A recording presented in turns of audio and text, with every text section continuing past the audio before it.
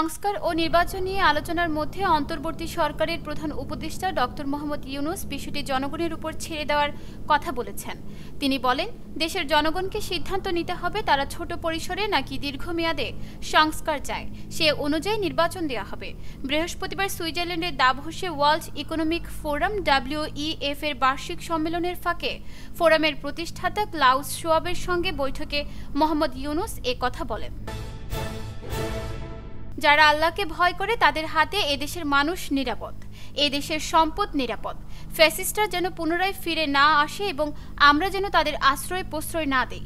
আজ শুক্রবার সকালে কুড়িগ্রাম সরকারি কলেজ মাঠে জামায়াতের কুড়িগ্রাম জেলা শাখা আয়োজিত কর্মী সম্মেলনে প্রধান অতিথির বক্তব্যে জামায়াতের আমির ডাক্তার শফিকুর রহমান এসব কথা বলেন। তিনি বলেন, বাংলাদেশের সংবিধান সবাইকে সমান অধিকার দিয়েছে। এই দেশে কেউ মেজরিটি আর কেউ মাইনরিটি নয়, সবাই সমান। আগামী নির্বাচনে ইসলামী দলগুলোর ভোট বাক্স এক করতে কাজ চলছে বলে জানিয়েছেন ইসলামী আন্দোলন বাংলাদেশের আমির মুফতি সৈয়দ মোহাম্মদ রেজাউল করিম।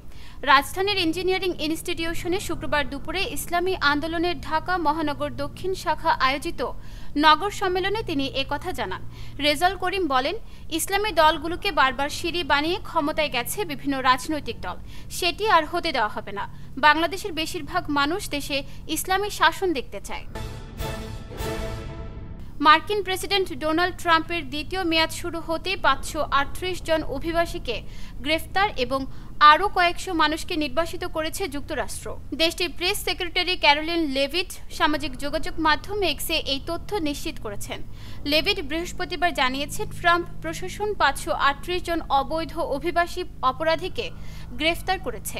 আরও কয়েকশো মানুষকে সামরিক প্লেনে করে নির্বাসিত করা হয়েছে। তিনি বলেন, ইতিহাসে বৃহত্তম নির্বাসন অভিযান শুরু হয়েছে, প্রতিশ্রুতি পূরণ করা হয়েছে।